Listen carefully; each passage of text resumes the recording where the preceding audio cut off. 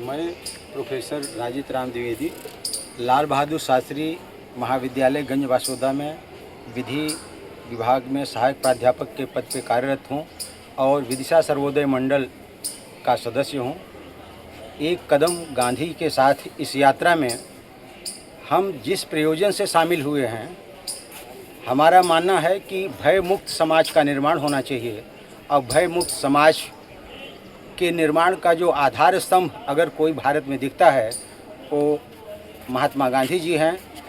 विनोबा भावे जी हैं, जयप्रकाश नारायण जी हैं। उनके पद चिन्हों, उनके आचरणों में चलकर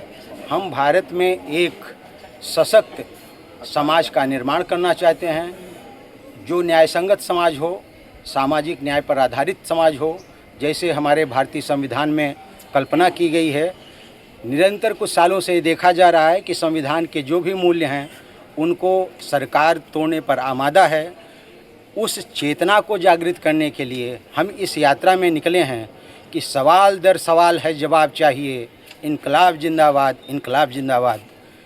हमारे बहुत सारे सवाल हैं जिसको हमारी सरकार, हमारी संस्थाएं बिल्कुल जो है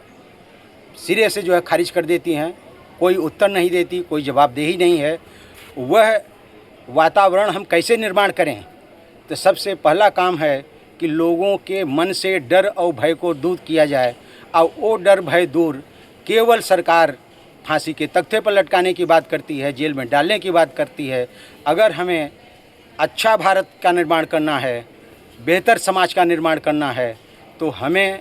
संविधान के मूल्यों पर, गांधी के बताए हुए रास्ते पर, विनोबा भावे के बताए हुए रास्ते पर और जिस प्रकार से जयप्रकाश नारायण ने अपने मूल विधा को छोड़कर राजनीति में चेतना को जागृत करने के लिए आए, उसी तरह हमें समाज के एक एक सदस्य का निर्माण करना पड़ेगा और उसके मन में यह पैदा करना पड़ेगा कि हम जिस संस्था में हैं, जिस परिवार में हैं, जिस समाज में हैं, वहाँ हम सवाल करना शुरू करें। जो है सवाल हमारे मन में होना चाहिए और वो उत्तर जो है सरकार को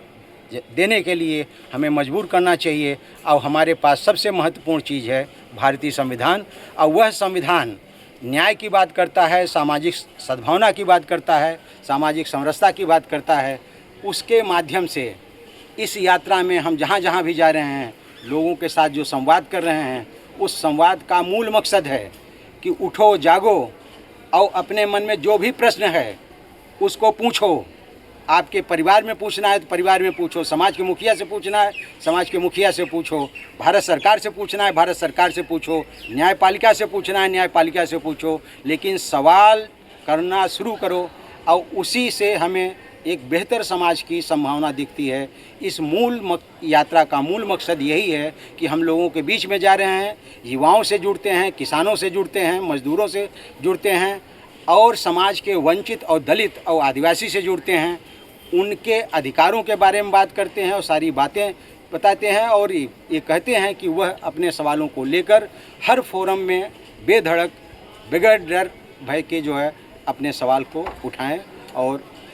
जवाबदेही जो है सरकार की, समाज की और देश के लोगों की तय करें।